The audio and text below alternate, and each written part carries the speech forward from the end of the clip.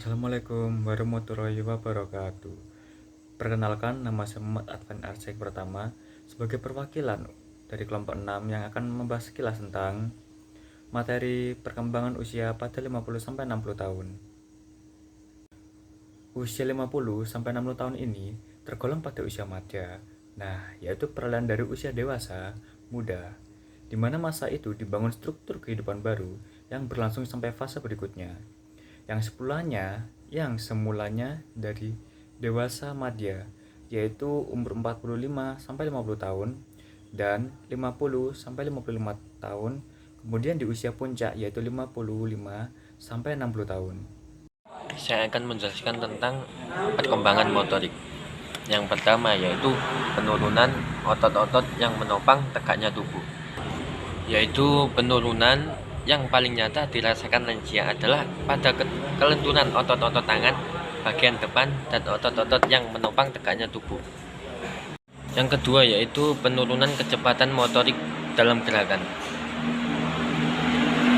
Yaitu penurunan kekuatan otot bisa juga terjadi karena adanya aktivitas fisik yang terus-menerus yang dilakukan secara terus-menerus lah intinya. Dan beberapa studi juga menyebutkan dengan adanya gangguan fungsi motorik dan penurunan derajat kekuatan otot pada pasien pasca stroke. Yang ketiga yaitu keterlambatan dalam berpikir, yaitu salah satu termasuk kelemahan perkembangan motorik. Dalam beberapa pakar atau seorang ahli mengungkapkan anak yang lambat dalam menunjukkan kemampuan membaca yaitu mengalami hambatan atau keterlambatan berpikir, merespon, merangsang, dan kemampuan untuk beradaptasi. Keempat yaitu cenderung menjadi kaku atau tegang lah istilahnya, yaitu otot terasa kaku, tegang, dan sering tidak terkendali, genggaman tangan melemah sehingga penderitaan yang sering menjatuhkan barang. Sekian, terima kasih. Kognitif pada lansia. Menurut Setiati menyebutkan adanya perubahan kognitif yang terjadi pada lansia meliputi berkurangnya kemampuan meningkatkan fungsi intelektual, berkurangnya efisiensi transmisi saraf di otak, atau menyebabkan proses informasi menghambat dan banyak informasi hilang selama transmisi. Berkurangnya kemampuan mengakumulasi informasi baru dan mengambil informasi dari memori, serta kemampuan mengingat kejadian masa lalu lebih baik dibandingkan kemampuan mengingat kejadian yang baru saja terjadi. Terus selanjutnya yaitu fungsi kognitif pada lansia.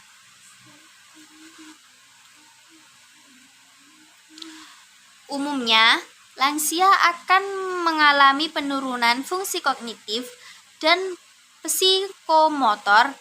Fungsi kognitif merupakan suatu proses mental manusia yang meliputi perhatian, persepsi, proses berpikir, pengetahuan, dan memori, sehingga menyebabkan reaksi dan perilaku lansia menjadi makin hambat.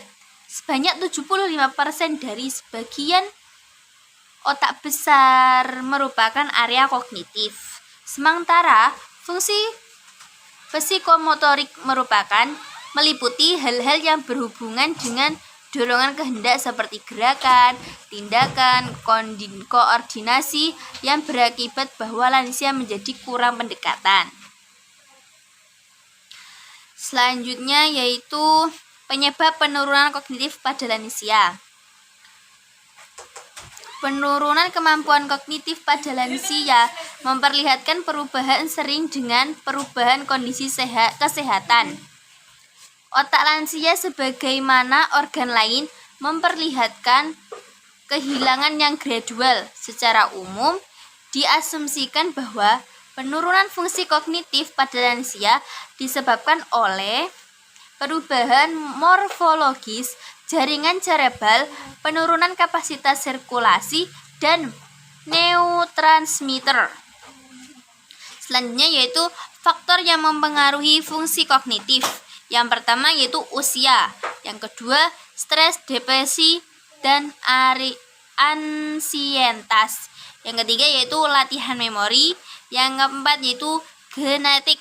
Selanjutnya hormon, terus selanjutnya lagi lingkungan, terus selanjutnya intoksisasi obat, diet, aktivitas spiritual, aktivitas fisik, dan yang terakhir yaitu pendidikan. Selanjutnya yaitu gangguan fungsi kognitif meliputi mudah lupa. Terus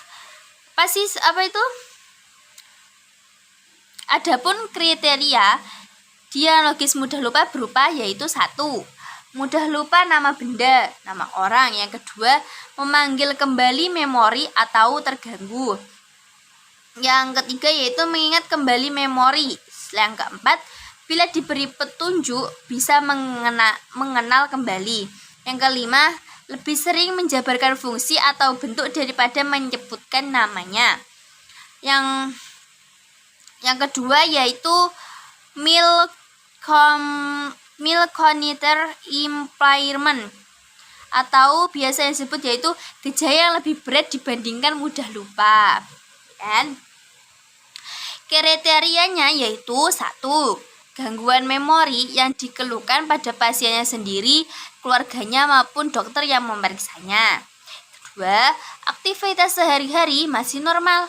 Yang ketiga, fungsi kognitif secara keseluruhan normal. Yang keempat, nilai CDR 0,5. Selanjutnya, tidak ada tanda demensia. Selanjutnya materi selanjutnya yaitu alat ukur status kognitif pada lansia. Menurut Folstein dalam buku Mubarak, MMSI terdiri dari 1. Orientasi, yang kedua registrasi, yang ketiga perhatian dan kalkulasi, yang keempat mengingat, yang kelima yaitu bahasa. Yaitu perkembangan afektif.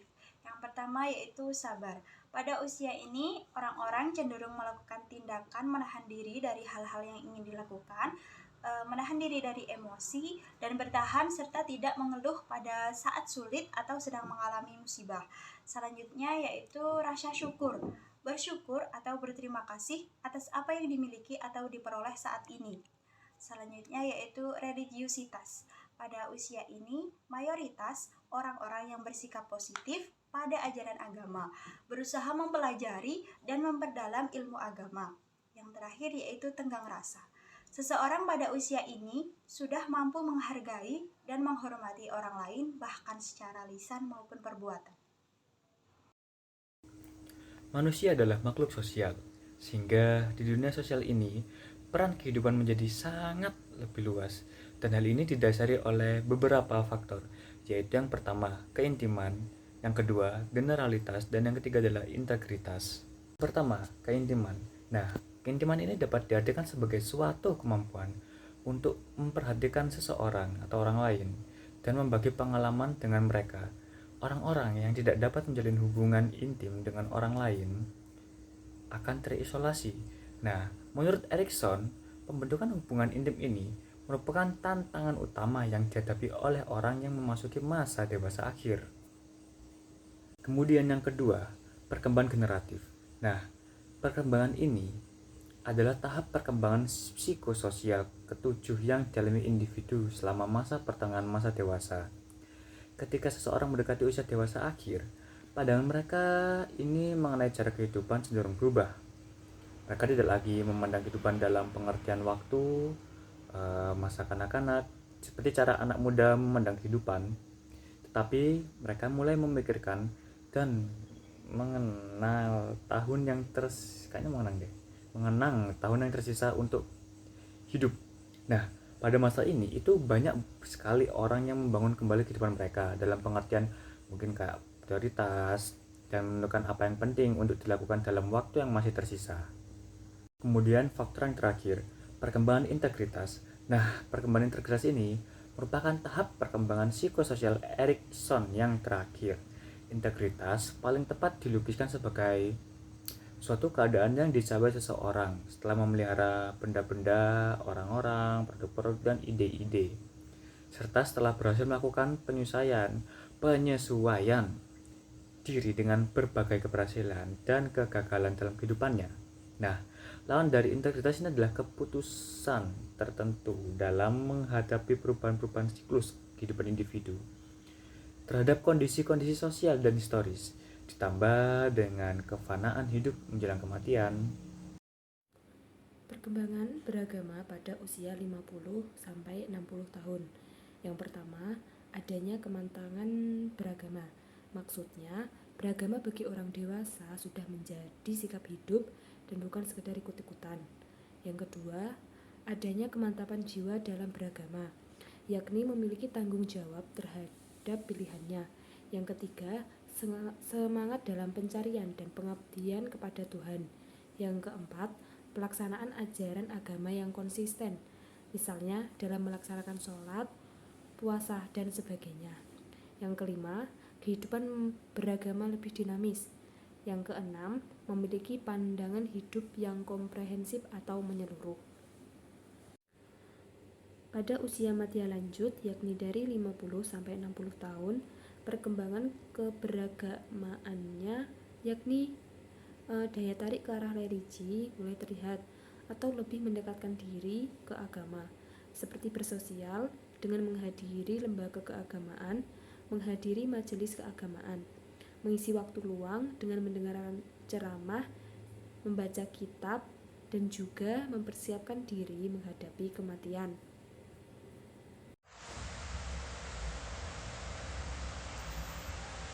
Pengasuhan pada usia 50 sampai 60 tahun.